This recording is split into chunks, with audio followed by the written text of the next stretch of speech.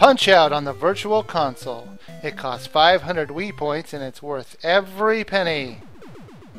You play as Little Mac, an underdog who has to fight some of the fastest and strongest fighters the circuit has to offer. Wow, I did that review a long time ago. Man, did I sound young in that video. As some of you know, I already did a review of Punch-Out for the NES. In fact, it was my very first review. And while I still like it, I felt I can go more in depth into the game itself. So now that it's currently on sale for 30 cents in the eShop, I figured I would re-review the game. Mike Tyson's Punch-Out, I mean Punch-Out starring Mr. Dream. It'll always be Mike Tyson's Punch-Out to me. I remember playing it when it was that. Now, it wasn't any different other than having you fight Mike Tyson in the end. And man, was he hard. Sure, the character that you'll fight in this game is exactly the same, only they changed the way the character looks, but he has the same moves. Now this game has you playing as an up-and-coming fighter named Little Mac, who has to defeat the better ranking opponents to become the champion of the belt that you're fighting in. You have 3 rounds to either knock out your opponent, knock them down 3 times, or win by decision. When you win by decision, the game looks how many points you scored,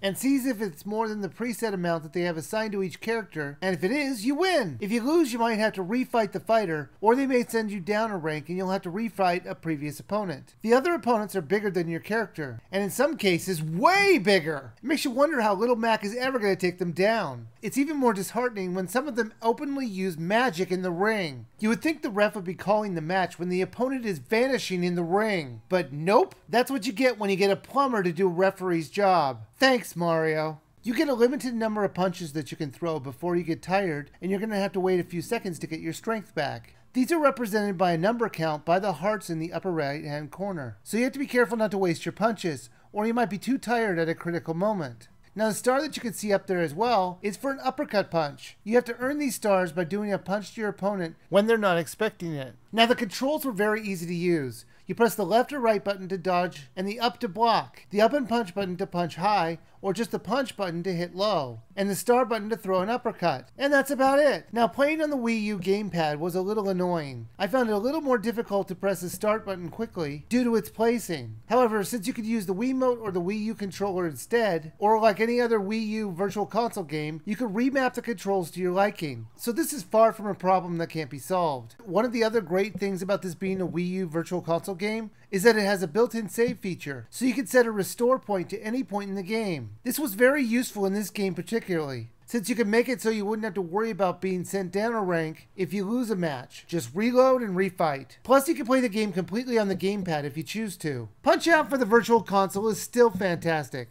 It looks great, it controls fine, and it is still a blast to play. At 30 cents, it's absolutely worth the buy. And even if it wasn't 30 cents, it's still worth the money. And you should download it now.